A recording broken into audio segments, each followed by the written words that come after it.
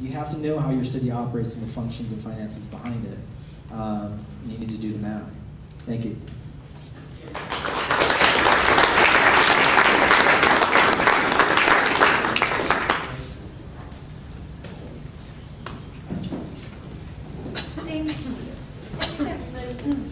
Thanks everybody for coming. Obviously, I appreciate everybody's time coming to this. The boards are going to hang out and talk, ask questions.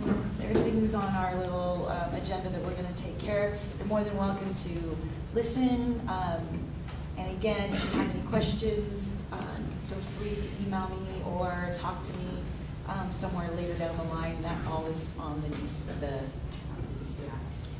DDA website. So thank you very much for coming. Sorry about all the numbers for a Monday night, but we don't often get to see these numbers or look at them, and I just really think that that's been what's missing in a lot of the conversations over the years.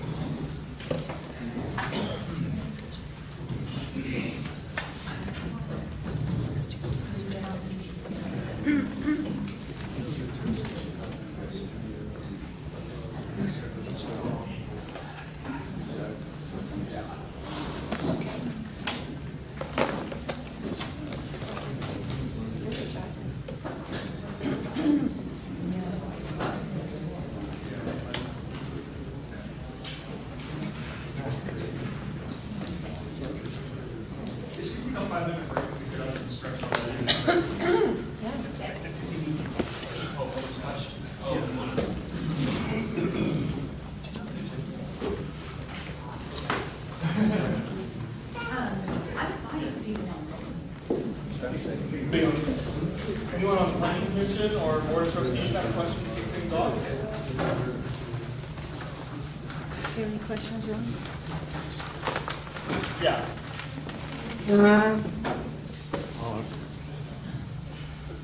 Take others before mine, if you like. Well, we don't have a lot of time, and nobody seems to want to do it. So if you have a couple, if you want to speak for a couple of minutes. I'm a major property owner in the downtown area here. Do you have any recommendations after, I presume, traveling around Nederland and seeing what you think might work here? Put you on the spot. My whole hour in town, actually it's probably 2 or 3 hours. You know, I'd have to, you know, a lot of this is I don't know the financial picture of where you all are. I think in just the conversations that we were picking up, talking about infrastructure, streets that you need to do, I wouldn't necessarily say your pedestrian environment is the most safe from even a handicap accessible standpoint. So there's going to be costs in all of that. So you will need to develop. I am familiar with your project and your concept. I think it's a very large, sizable project that I can see it be a marked and dramatic change in this community. You all do need to have change, though. How you do that is going to be something you all need to have a conversation about that I can't solve magically in one conversation. But there is a portion of your community. I'll just be blunt. I mean, you all are in a really good position. Really good position. You're not Driggs, Idaho. You know, Driggs, Idaho is looking at 150 years to absorb the supply that they built. They went into it totally unconsciously, and after I did their presentation, some guy got up and chewed me out, saying that I was going to turn their town into Manhattan. And I told them, I said, have you ever been to Manhattan? What you have is not Manhattan. You don't even have Boise. But their city and their county are talking about going bankrupt, which is not good. You know, I think you've probably got a lot of your population at the periphery and not in the city's limits, so you have a lot more infrastructure per capita that's not sustainable. People need to be aware of that all this infrastructure isn't free, so you need to maintain a balance. Could you grow up and do more density, particularly on your property? I would say definitely. It's definitely underutilized right now. But with that design and style, I think that's got to be more of a conversation. I do think that you need to have a style and design guideline conversation. I'm a little blown away by Kathmandu. I think it's a little crude as a piece of architecture. It's just a box with kind of this really weird kind of faux 50-foot change thing around it. I think it was a good attempt at trying to be a Main Street building, but it fell short. I'm just saying that as a designer. So, but we can learn from that. You know, the cities are iterative and evolving. You also want to balance the risk of those impacts as well. But you know, you could be in worse spots. You could be in Missouri or something. You guys actually have demand pressures, which makes people freak out a little bit when people want to move here. But at the same time, that's an asset for your community. So you had all the empirical data that would show that these concentrated downtown areas are more valuable per square foot. And I get the square foot part because you're just doing more things in that small area. But why is it all? What do you think is the mechanism that's, say, creating that value versus putting that some kind of density over here and then over there? This kind of thing. Like if you put some housing outside of town. Yeah, I mean, if you put housing outside of town in a dense pattern, it's going to be more productive than anything else around it. But part of this is back to cities and their evolving pattern. That we've had, and it's not saying everybody's got to live downtown, but there's a majority, let's say 35% of most markets will choose that pattern. But if you're taking that sacrifice in private space, as well as the public environment, the public realm, you have to have a trade-off. So if I'm going to be living in a smaller condominium or a smaller unit, I need to have things I can go to. If I don't want to have, you know, I want to be able to walk to a restaurant or walk to a coffee shop or something like that. So that puts a lot of pressure on making sure they actually got a sidewalk people can walk on and stuff like that. That coffee shop is actually walkable. That's what people buy into, in that it could be a village and it could be a city. That same pattern, that same behavior is there. If a tourist comes up here from Boulder to spend the day here, go skiing, and then come into town, how are they utilizing the space of the city? That's important. You know, in Asheville, we've got a lot of tourists. We've got a lot of hotels in our downtown. And we like them there because they keep our restaurants alive. We still get a little uncomfortable with them in high season. You know, we have bumper stickers that say, if it's tourist season, can I shoot them? You know, it's the South. You know, we're pleasant with our tourists. So does that get the question? I just think the driver of the value, though, isn't just density. So it's what I'm getting at. And I think yeah. you're getting at. Well, it's also architecture too. If you build you know, when I was at that assessors conference, the head of Walmart's real estate was presenting that morning. People sometimes ask me, they're like, dude, what's your problem? Do you hate Walmart? And they totally missed the point.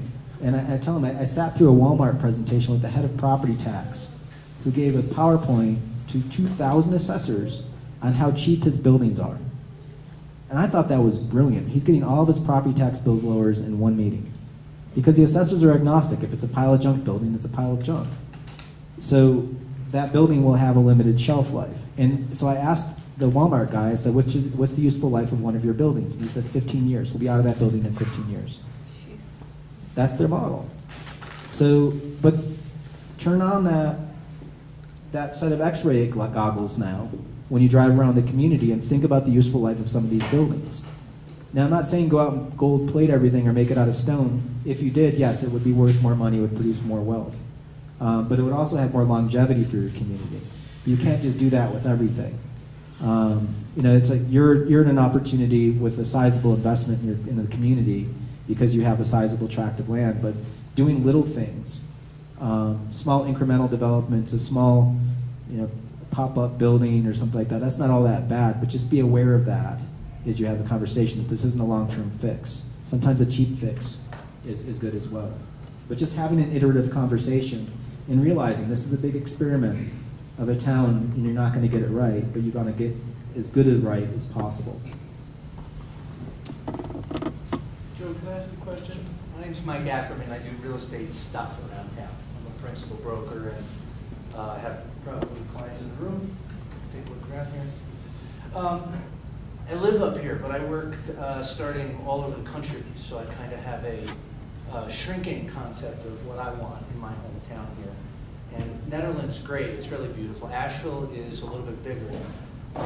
In the charts that you were showing the amount of property tax by basically building usage, if you will. And we have a small mix going, it's very eclectic up here. But I'd love to know how much the town of Asheville participated in the redevelopment of those projects. And the property taxes that you were showing being paid, was that part of some kind of a financing strategy that was implemented, you know, with a payback through property, or is it just straight property tax? Yeah, North Carolina we didn't adopt TIF in the state until 2014, I think. So those property taxes are a function of the payback that would become a TIF? Well, I typically don't. Does everybody know what TIF is, or tax increment financing? Tax increment financing is where you make there's a number of ways to do it. Colorado is actually, you guys are one of the best practitioners of it. The downtown district of Fort Collins is essentially a TIF district where the whole production is financed off TIF. Other places do it on a case-by-case basis where they may defer payment or taxes in lieu of something else. So if you build something and the community needs a sidewalk and you build the sidewalk, we may talk about what's the worth of that sidewalk. It might be cheaper for you to build it as part of your project, but it's public investment. So we do a trade-off where we just cut your taxes for 5, 10 years or whatever at a discount rate so that you're not paying full taxes, but we're giving you the cost of that sidewalk without paying for it. There's every which way to do it. Yeah, there's lots of different ways to do it. You know, it's just Asheville did it in other ways. What they did is they went out and built those parking structures. So that building that we made, the mixed-use building, there's no parking in that building. It's right behind it. But the people that are in that building buy a parking pass, and they go and put their car there if they have a car. If they don't have a car, great. They pay less in the housing because we didn't have to build that parking garage. And that's town-owned parking structure at that point as an incentive to offset the lack of parking for the development. And they think about it this way, they centralized it. You know, they also got rid of their parking requirements for the downtown in 1987 or something like that. Might be helpful to go a step further and talk about, and I don't know to what extent you're, expert in the area of Asheville debt. But did the town of Asheville actually go into debt to develop those assets, or did they do it all of a revenue strategy? They did a revenue strategy, pay as you go. We just now did a bond that's actually on the ballot right now for $70 million of bonds for greenways. We're actually setting up a bank account for affordable housing to participate with developers to buy down the cost of housing because housing's gone through the roof in our community. It's fairly controversial. I don't know how I feel about it even as a citizen. I voted for it, but I still have criticisms of how we operate functionally, that it's just personal as a citizen, how I feel about that, but I did vote for it. I've brought the two architects that have been working for me for 10 years, looking at alternatives. John right here, and Dave Carson there, and Nancy Blackwood with the planning company, because I don't have any idea what we've come up with, any idea how it would fit into a tax model like this. I would be willing to find out, or at least venture, if you would be willing to do an analysis of that nature. I don't want to pay for it all, but I'd be willing to pay for half of it if the town paid for the other half. Because I think it's a very significant factor in what should be done with the downtown. There's all kinds of things that are going to be, certainly the character of the town, the type of buildings, and how it's been designed. And that model is ready to present to this community, and I want to do it. But again, I don't have any idea what the impact would be in terms of that, and I don't want to do it unless there's substantial public support. Unless I know that there is substantial public support. I don't even want to start the public process. So what I want to do is perhaps get some of that information and some of that analysis somehow. And I'm very impressed with that. We should talk about it, but do we have any other questions for Joe before? The question is, would he be willing to do it? Would he be willing to take money to do an analysis? I know. I'm going to talk with my people about that. Now, I'm a radiologist. I do CAT scans and just look at the data. The conversation about you all being family is critical of how you talk about that. So for me, it's a diagnostic. We can run that. That's not a problem. So which do you think should come first? The presentation to the public in terms of what it looks like, or what? Let me give you a little background. 2 years ago, I had 3 public meetings where I asked the community what they'd like to see happen in the downtown. Told the architects and planners, here's 5 planning documents and 3 public meetings that have been held. Put this stuff together and come up with a plan that looks like what the town has said it wants. Should I add the component of the financial analysis on top of that? Let me just stop you for a second. Okay. You know, I think that well, one is I can't speak on behalf of the community. I'm not a voting member here. But secondly, the term "water under the bridge," at some point, it's like we're here now. Y'all need to have a conversation about the here and now. And what's past is sort of prologue. It's history.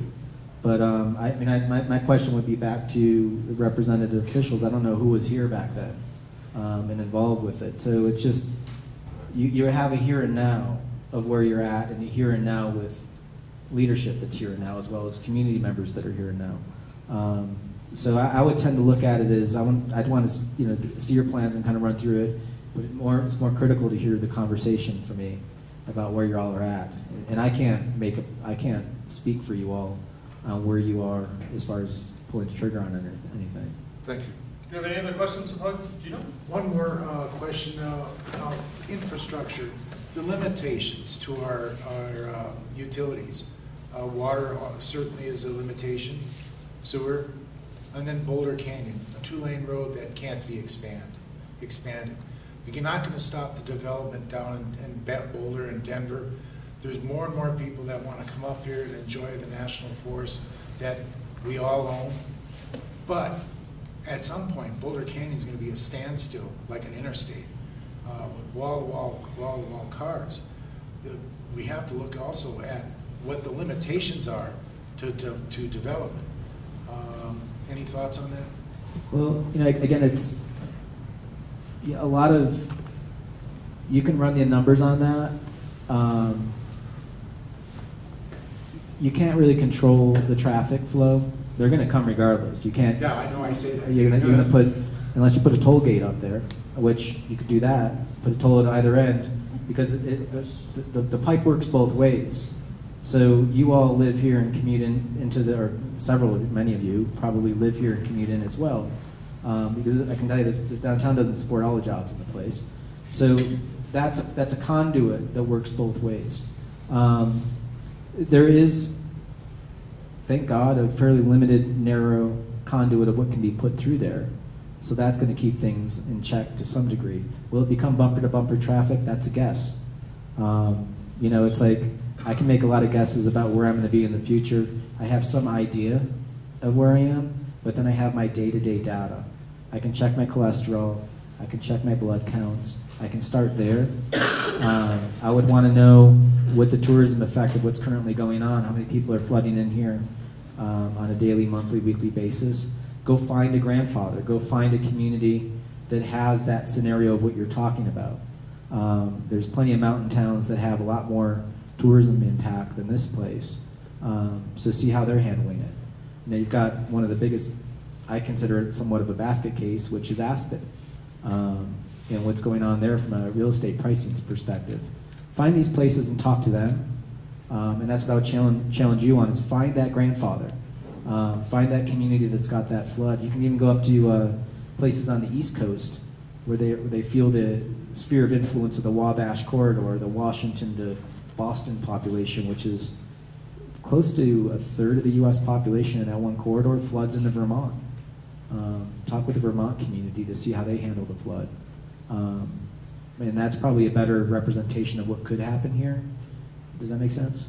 Well, yeah, it does, but it is a quality of life issue, because quality of life will go down. Well, but you if your can't, infrastructure is told. I mean, are you gonna stop people moving here? You There's a know? limit, though. There's not that much land left. Yeah, that's one of the things about our town that is kind of like Asheville, is you guys are legislatively limited from annexation. Yeah. We are somewhat structurally limited by our surrounding national forest. There's not a lot of direction we can grow. I'd like to thank everyone for the questions. We've got about a half hour left here in the schedule, so I would like to bring this back to the Planning Commission, the DDA, and the Board of Trustees for our conversation. But thank all of you guys for coming out. You're welcome to stick around and listen in to what we discuss, and probably more question and answer, and maybe we'll catch some of the ones that you didn't get a chance to ask. But if you do have any further questions, feel free to reach out to us on the Board of Trustees, and we can try and get answers and feed the questions and the data as much as possible. Thank you. So I did a quick little agenda. We covered number one was broadening the discussion against the how Nederland will approach development in the downtowns. And I think that Joe's presentation is a lot to think about. We're not going to solve all these things tonight. But we have this opportunity to bring Joe here, and I wanted to take advantage of it. We as boards get on the right places yet to really digest and do something with it, but having an opportunity to have them here and get us the data, I feel like we sorely miss a lot of times in this town.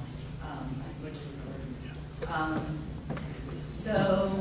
Talks about the role of public-private sectors in shaping Nederland, especially the downtown, and identify the next 2 or 3 steps that the private sector and the public sector can do to get past some of our obstacles. So number one, broadening the discussion of density and how Nederland will approach development in the downtown. So maybe we have any questions or want to make any comments, we can go on. I have one density related question that came up from the talk. A lot of your examples, well, they were from bigger towns than us. And one of the take backs I got from that was you kept demonstrating downtown buildings, these 10, 6, and 8 type buildings with a very high property valuation, very high property tax, sales tax return to town and county. And you were comparing them to things like the Walmarts, the Home Depots, things that frankly we're just not going to get. We don't have 15-acre parcels. But one of the things it seemed was a lot of those demonstrated that parking is a very low return on investment. And so I'm curious about with other towns of a small nature, I mean, there are a few small ones you could maybe not quite our size or our implementation. What's your idea, or what have you seen in other towns doing with the idea of parking for a downtown in terms of a policy based? I mean, things that would be on board with that. Yeah, I think for a lot of smaller places, the hard part is in a bigger city, you tend to get to those bigger questions and those more complex issues, and it's really easy to have a conversation about parking in, let's say, Chicago, because it's ridiculous. But here, it's kind of like, it's not really that big of a problem because you can just walk a block or something like that. So it's harder to see that you're, I always go back to the children analogy. When you're 15 years old and you're just plowing through a hamburger every single day, it's hard to see that you're building cholesterol and bad habits in your body. And it takes a couple of decades to kind of figure that out as you age and kind of start to see the effects. The most easy analogy is smoking cigarettes.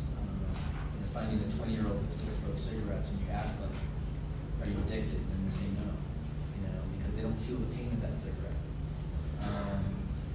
But from a parking perspective, it's real simple. You've got that one issue of the more land you have, the lower the value. Parking pads tend to be bigger. But it's also, when the assessor goes out there, the assessor is looking at the improvement value on the land. A building has improvement value. Asphalt is a very low improvement value. So the less improvement you do on the property, the lower the value. So that's kind of how that works. So, traditionally, people that have parking requirements tend to have minimums without maximums. Those large tracts of land, if you don't have a problem here, but you have it in smaller places, you definitely have a lot of parking here for a city this size. And was one of the comments I made as we were walking around. You may not have the locational choice a lot of people want, but really we walked the equivalent of all across your downtown in a walk in 5 minutes. And we stopped a lot too. So, it seems like a parking strategy would be in play. Or I would even do a map just showing all the parking that you have. Do you have a parking count at all? Like what's the total count in downtown? There's been a handful of studies that sort of come to that number. But yes, it's on, it's very much part of a lot of the conversations and the count and the study and the look at traffic flows is important. I think we don't have a parking problem as much as we have a signage problem. People want those spots that are there. So how do we as policymakers get this out? Okay, so we have control of zoning and uses, land uses. So what are the actual tools and exercises that we can do? I think there are enough people in town to work at this point that we're ready to move forward with some of these things. But in Asheville, there were large vacant buildings that are already 3 or 6 stories high, and innovative developers came in and did interesting things. We have a lot of vacant land that has sheds on it. So what can we do as policymakers to have incentives for builders and developers to actually do these things that are going to increase the value of downtown and make people want to live there? And I mean like something like, if somebody has a piece of vacant land right now, they can basically do whatever they want. But what as policymakers can we do to sort of force this presentation you gave us to happen? There's a lot of key things. From a development perspective, you want to have predictability. You also want to have, on both sides, you want to know going in where are the rules of the game and how can we work together. So the more that you can provide a vision of what that looks like in the future, a lot of communities do through design guidelines. You can do it through a style book. You can just go visit communities that are a little bit bigger than you and take pictures of things that you like. That's something a lot of communities do.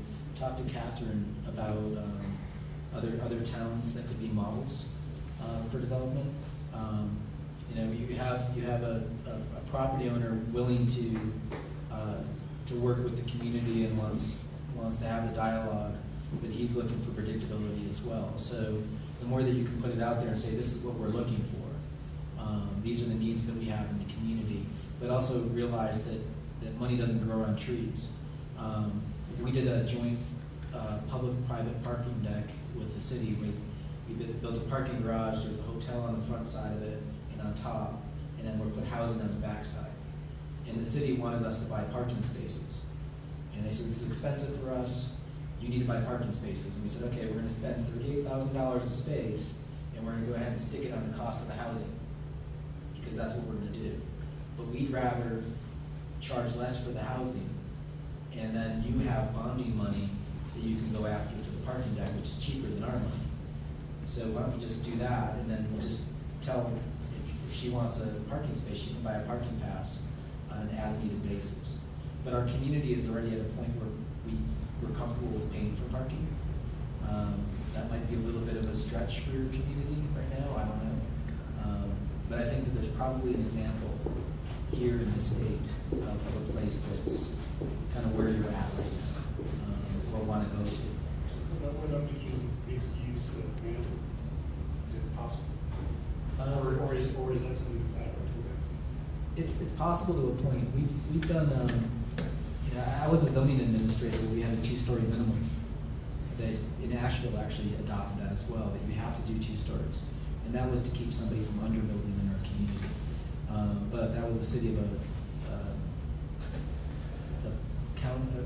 metropolitan area of about 1 million people, so it's kind of reasonable to say a 2-story minimum. We don't want to have a McDonald's pop in unless there's something above. And once you have a 2-story minimum, it forces a mixed-use building. It's hard to force mixed use unless you have the studies to prove it. Generally, you can do it through You could have certain uses on the ground floor that it has to be meant toward retail. You can do that. But generally speaking, for the upper stories, I'm less apt to say, take a guess at what it could be. I think the market will probably provide housing, maybe accommodations or lodging in this kind of a market. You know, I was going to talk with your developer if he's doing this kind of investment, he's probably got a market study that he could share to show what's going to be filling this development. But again, I think finding other communities, just reaching out, talking to your peers in other places, even going up to Fort Collins and chatting with them, places that were familiar with you all. I'd like to hear more about strategies for public-private partnerships to get affordable housing into developments. Yeah, we do, Asheville does, we have an affordable housing trust fund. We have a local nonprofit housing builder that's in town that's active. They take advantage of tax credits, so it's money within the marketplace. From the state? It's national. It's they're usually syndicated. They come from I think it's the American Reinvestment Act. It's banks are required to put so much money into tax credits, and there's these vehicles that people buy basically, so they have to be spent somewhere. That discounts the cost of housing. If y'all talk with Boulder at all about this? Yes. Yeah. I mean, it's just, and they're probably, their tools are probably going to be more on steroids than what you need here. But sometimes you can do it through discounting land. We were walking by that parking lot of mining equipment that's behind the museum, and it's actually a really well located site for a mixed use building with housing, but it's publicly owned. So if you could do some sort of swap to find a place for all those mining equipment, one of the things that I just kind of threw out there was how cool would it be to have a recreation trail where you just had like these mining equipment that you just kind of run along or whatever, and just see it there as like sculpture, because it's really kind of interesting. Those are our normal trails. Trails to bring them into town. There's a couple more out there. Right, It's just, yeah. that's kind of, but it's authentic. You know, it's part of the key thing to maintain through this whole conversation is you want to keep your authenticity. Right. And when I say authenticity, it's like what makes this town different from other places. But that's a prime opportunity to take a site and you could just discount the cost of the land. Find a developer that would come in and just be upfront. Say we want storefronts on the ground floor. This is the kind of the rents we're looking for. We want housing up here. This is the kind of rents we're looking for. Put out an RFP. Who wants to build that? So you're saying it would be advantageous for us to actually look at some of the parcels of property and develop plans for them in the public realm for private development? Why not? Well, because we've been told when we want to do this on private property, we're told, Well, you know, it's private property, you can't. Public land. Public land. Okay, Do it it's all. only public land. Yeah, but if you own it, this is like, these are our terms, this is our deal. We're willing to take a loss on the property, not put it out in the marketplace. So what you're doing is you're discounting, you're taking the hit, which you're gonna do anyway to make that as a community good happen. You know, you can have a conversation with a private landholder, but when you step into the realm of a private landholder and they're going outside of the market forces of what they're already allowed to do, there's a trade-off. You know, so what's in it for me as a property owner to work with you all? Otherwise, I can just go build as of right. You know, and that's one way of doing it. There's communities that have negotiated terms. We did affordable it was a housing stimulus ordinance in West Palm Beach, where we had a higher set of standards that people had to get through, but they could build a couple more stories. So it was a kind of a trade-off. But what we put into it were a community benefits package where we had physical and social things that we needed.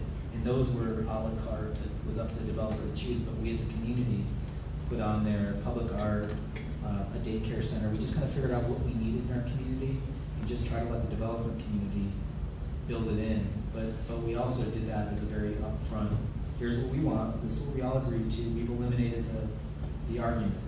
And this, we're putting this forward, this is what we want. But we also sunsetted that policy.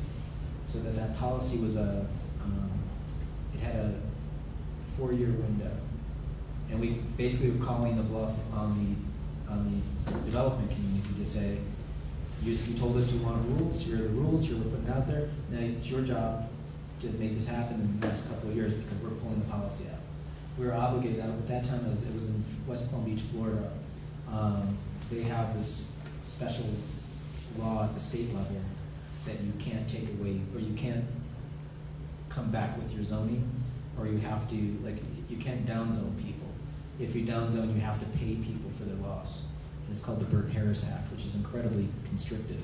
So our way around that was sunsetting the policy, because we're just like, it was just a temporary policy. But the town was legally bound by that policy for 4 years. If someone proposed a project, you couldn't turn it down. Yep. As long as it was consistent with that policy. Yeah. And that was the culture of our place. Now we were a community that hollowed out our downtown. Our main street was really well known. It was kind of awesome. We were on an episode of 2020 called Cracktown USA, which is a hell of a marketing you want to have in your downtown. Yeah, so we had to really turn the downtown around in a fast way. The best way to do that is put housing downtown. So we really wanted to, and we didn't. And this is going to sound scary for you all, but we got 4,000 units of housing in 4 years. Is there a model for that kind of policy, like a checklist, that these are all the things we need to think about somewhere? I can give you a copy of what we have. That's what I was, I wanted to ask for these specific tools. You gave us an example of one, which was to set out, the town's desires and make a financial incentive for development to do it within 4 years. Yeah. That's the kind of tools I'm looking for. Because I think we have, we also have some interesting problems in our community, right? We're landlocked in some sense. We have agreement with the county that we will not go outside of our current boundaries. Therefore, we only have what we have available to us right now. We do not grow. We also have a community that wants to develop the downtown area, and wants to refill, develop. We also have just a few landowners who own all that property. So we need some tools to get this started and moving forward. And we have a housing problem. We have teachers who can't afford to live here because there are no houses left to either rent or buy. They're price rangers. So we need to increase housing. We need to have some kind of sustainable economic development. And we only have a finite set of locations to do it. And the downtown area is it. There's have you all talked with the county? Is about affordable housing joint tools, what they can do to partner in this as well? We have a possible organization going in, and we have an old deal that we are fulfilling that includes housing right now. We know other. We're getting closer to the county on affordable housing, but it's a small piece of what, it fills a small piece of the need. We need a lot more than we can currently fill. I can give you a really fun tool, but I'll just float it out there. One of my favorites is land value taxation. Have y'all ever heard of land value taxation or the Henry George tax policy? Henry George was a tax economist in the 1800s, and if you think that you all had problems with affordable housing, try imagining yourself in Boston in the 1800s when they were going through the industrialization era. Henry George thought it was patently unfair that just because your family came off the Mayflower, that you could hold that land in perpetuity and not do anything with it, and just bequeath it to your grandkids, and yet the community has to pay for the infrastructure all around it. So he's like, why don't we just tax you based on our investment in the community, and we'll start there, and I don't care about the building. Because additionally, what's also, if you just eliminate the improvement value on the land and just go by the location, the land value, and just do one tax, it's efficient, you know where your infrastructure is, you can count it, but it also stops land speculation, which was the biggest problem back then. That you've got all the infrastructure, and if somebody chooses to not build or underbuild or keep the building fallow, you're essentially giving them a discount. So he's like, we need to get rid of that. So promoted this thing called land value taxation. It caught on like a wildfire. It was like there was a whole movement of people called Georgists in the 1800s. There's this woman, her name is Elizabeth Maggie Phillips, was a Georgist, and she realized you can't tell adults how to change policy because adults are too set in their ways and they can only see what's going on. So she invented a board game. That board game's Monopoly. And it was originally called the Landlord's Game. And it was all about understanding land use economics. And if you know the rules of Monopoly, location's important, land assembly is key, you put buildings on it, that's how you win the game. And yet, let's somehow forgot that as adults. You're not enabled in the state of Colorado to have land value taxation. However, you can ask your state legislatures to just give you that tool if it's something you want to have.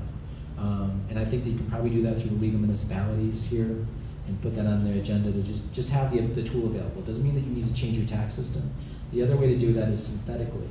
You can charge an impact fee for your infrastructure that's at least making your cost back. We've got this infrastructure investment into the ground.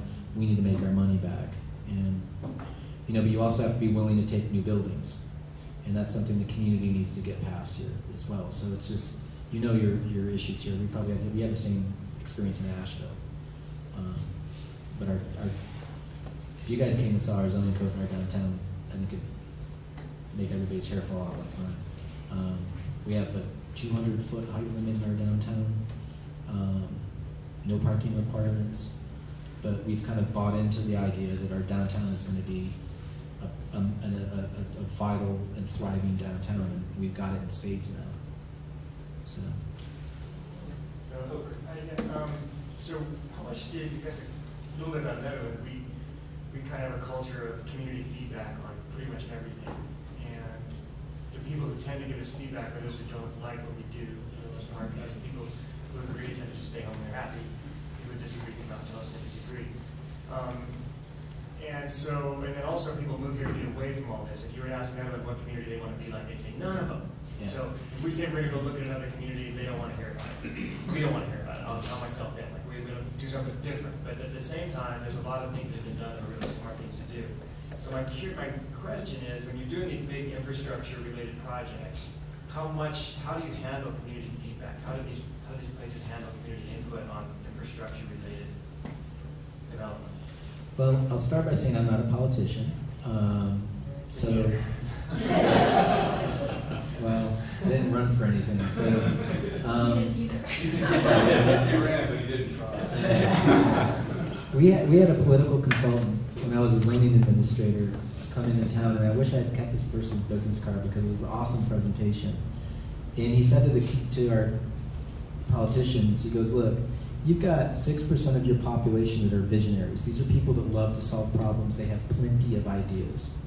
Then you have 15% of your population that is your leadership. These are folks that run for office.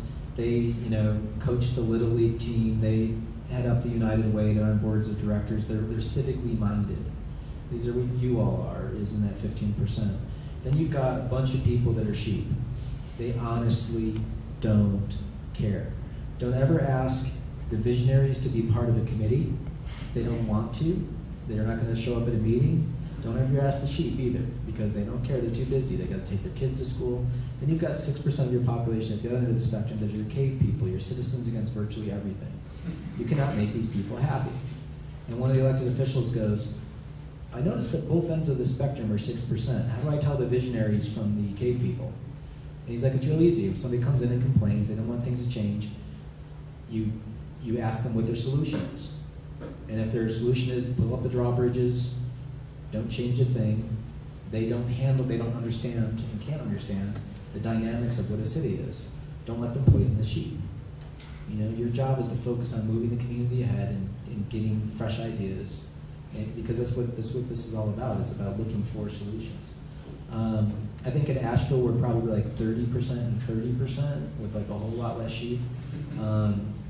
So I don't know. I mean, that's kind of a very simplistic way of looking at it, but it does kind of put things in perspective. As a planner, I kind of gave up on trying to win everybody over. Mitch Silver, who's the planning director, used to be the planning director for Raleigh and now is the planning commissioner for New York City, has this awesome way of doing a presentation in which he starts with the demographics of New York City. and over 45% of New York City is under the age of 40. And that's where he starts, is what's the demographics of our community? And then he goes through and describes the demographics of the audience who's attending the public meeting.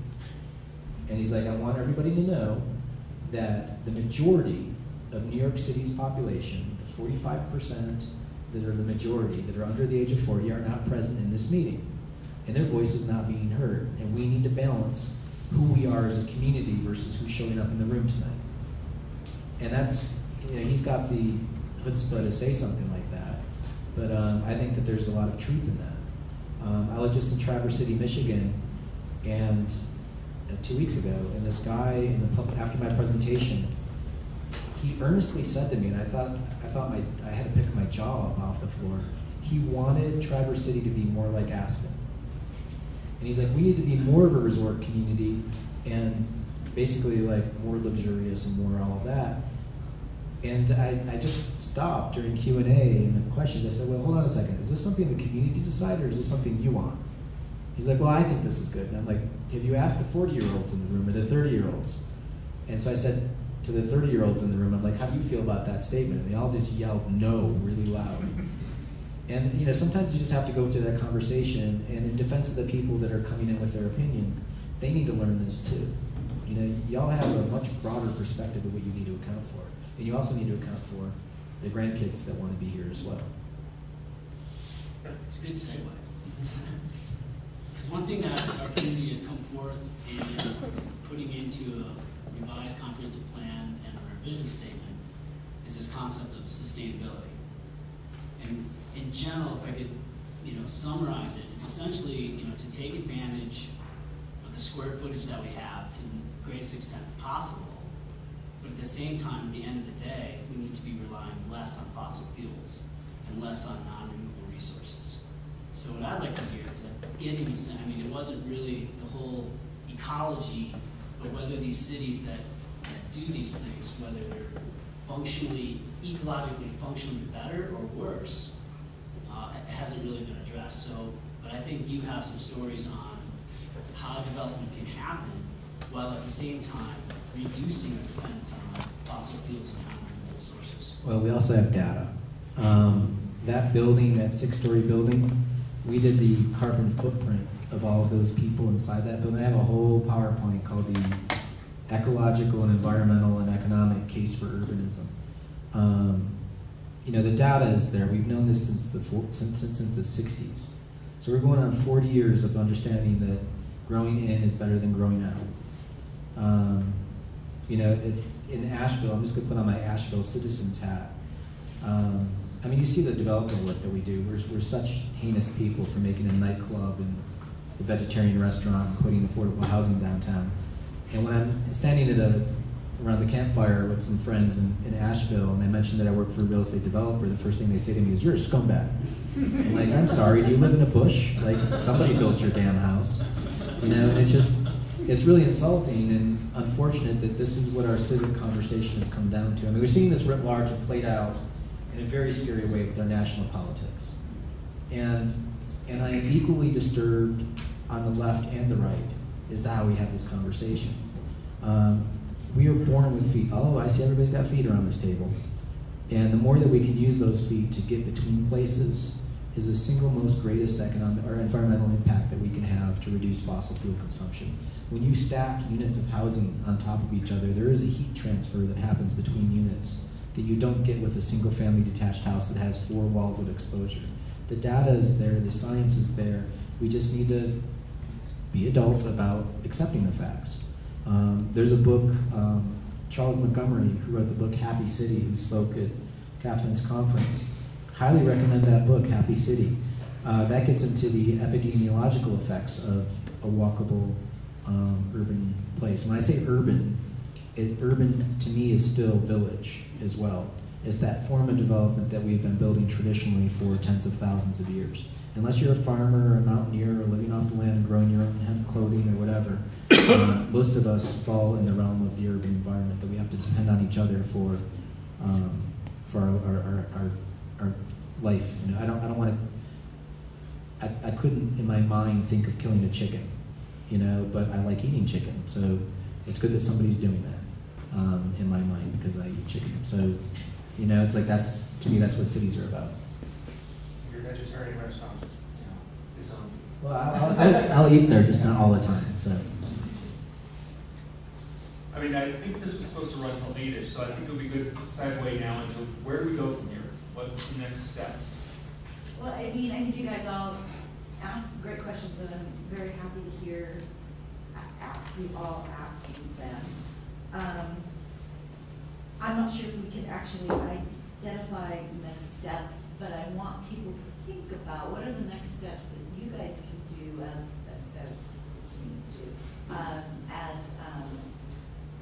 the boards with the money and the ability to do it. What do we need to do? If anybody has a step they want to throw out right now, I mean, I heard gathering some policy examples. I can write up notes and send them around. Different models, looking at different things. Does anybody else? Jim, do you have suggestions Well, for that's what, so since Ron's offered on that, I mean, we can go back and run the numbers on what it would cost to do this. I'd recommend that you talk to the county and get them to put some revenue into this, because when we grab this, we're grabbing the entire county for doing the data. The National Association of Realtors has a grant program that you can apply for called the National Association Smart Growth Grant. I think we got one of those for Pueblo, right? And I think I've already got other partners working, so we could try to do this for Boulder County. Our conference is going to be in Boulder County in 2018, so I've got a lot of things in the works that I think we could help identify some of those funds. And I have a nice little mix between that grant and some state funds that can help to cover some of those costs.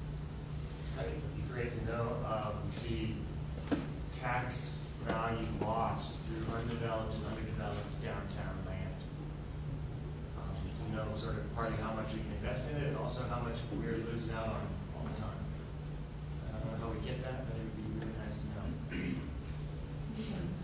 I'd look through this kind of policy, this kind of analysis countywide, if we were able to take back on where we could do a Nederland analysis versus the county analysis. Maybe we can find somebody who does that. So one of the things I'd like to recommend is our last mayor actually did an assessment of density surrounding the town and looked at everybody basically above 7,000 feet along the peak to peak, who uses the town. And I think that was really interesting. Maybe we can get that data from Joe. It wasn't, it wasn't the property assessment that you had, but I think it makes the point that our town itself and the taxation base that we have serves a lot more people. We're guessing like around 5,000 people, right, that come in and out of town on a regular basis, but we can only tax the 1,200 people that live here with regards to our infrastructure and our property tax. So, and I thought I heard something in there in your presentation about that between the city and the county, and I'm wondering, does that make sense? I mean, does it make sense to go to the county and say, look, there's a lot of county property that the town itself is serving, kind of like an impact fee? We've had that discussion in the last month or so. I think we had to talk about going to the county about some kind of impact fee regarding the fact that we are the PPP hub along the entire western part of the county. So I guess, do you have anything on that, impact fees, or how does a municipality, small municipality, make that case that we essentially could use more funding to shore up the infrastructure that serves more than just the people of the town? Well, that was one of the things that we tried to do with that grocery store example in Chattanooga. Was super subtle, but it showed that the county was going from $34,000 of taxes to $120,000 of taxes per year. So if the county is going to be making out with $90,000 more taxes, well, how about the county puts 20,000 of that back in to that area for additional sidewalks or whatever, just cooperative reinvestment. But starting that conversation with the county is you want to let them know that you're aware of that and that you're shouldering that burden, and that I think that if we ran your tax model, you'd see the same thing, that pound for pound, y'all are paying more county taxes per acre than those folks that are out in the county. Even though they may have more wealthy houses and whatever, they're gonna have more land around them, more infrastructure. So they're net negative at the county level versus you all. But yet, if they get in a car accident in town, you have to deal with the services to provide for them in town, per se. And I think the one thing that we also have to capture is the service part of it, because some of it isn't taxes, some of it is the fact that we're serving people who aren't paying anything through our. Right, and on the flip side, those are the people that come into town for groceries. That's So what I the guess what I'm county's hearing saying. is that we probably have a greater likelihood of success if we look to the town as a cooperative development partner for our Yes. downtown, as opposed to trying to get an impact fee passed. And along those lines, I think that idea of a list or we call it a model, because the definition, the thing that your community did a 4-year commitment to say, listen, these are the things we want, these are what we want, and work with planning commission and DDA and somebody on the board maybe, and the developers, and just say, agree what, so that they know going in, what we want, instead of that they propose something and then we get this big melee of.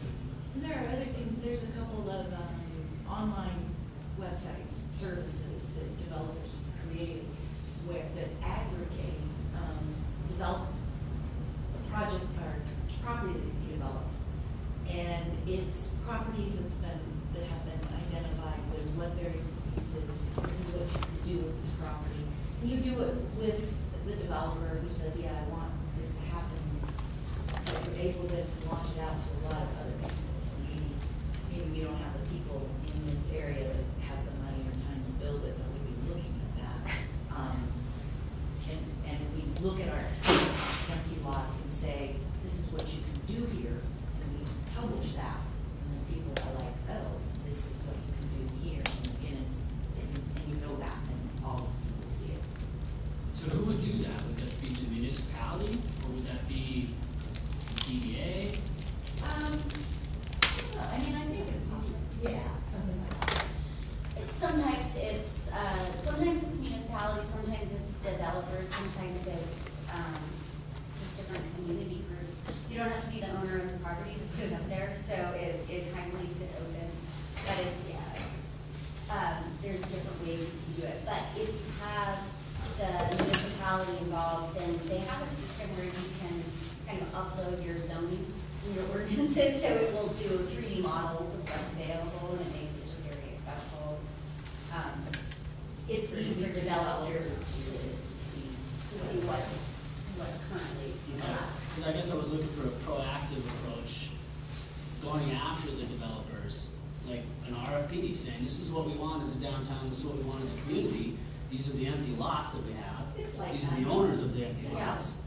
Can you help us out? It's like a dating service in that way. Yeah, so Yeah, there's a group, the Urban Land Institute, that has an RFP site. That's like the developers agency. If you were to do that, the mine equipment parking lot idea that I was talking about, if you own that land free and clear as a community, and you say we're willing to discount the price of this land so long as we get these needs and the building meets these design requirements, that's typically where you find stuff like that. You could just as easily go to a community that's got the cool stuff that you want, and shop it there as well. Like if you went to, I'll use Fort Collins as an example because I'm familiar with them, a place that's around building stuff that you want to have. You can just talk to their developers, meet with your peer group, the downtown group there. Matt Robinall, yeah. Matt would be a good person to talk with. Oftentimes it's like, if I'm a developer and I know that you're willing to work with me, and it's something I already know how to do, that's actually a pretty good thing, because you're eliminating my advantage. I know how to make things work from a development standpoint, so long as you're clear with me. If it becomes, I think Catherine used the term dating game. Think of it like dating. You don't want to start playing head games with me when we're dating. It's kind of like, I'm not going to dinner with you anymore. I'm sorry. It's like, and that's the thing, is that on both sides, need to have an open communication and commitment. We could go look at previous relationships. Yeah. Right? Very We true. could go look at Exactly. developers, Yeah. what they've done. And vice versa. Yeah. They can always come and visit Ned. We also have a program, so if you want to go do a tour of another community, you can identify different criteria and I can help match you up that way. And then we have an affordable housing conversation that we're going to kick off in December in Rhino, which is, you know, the crazy development of Denver right now. But what we're going to use is look at what they're doing to ensure affordable housing going forward in a place like that, and then how do you take it to small and more rural communities. So we'll be doing that all next year.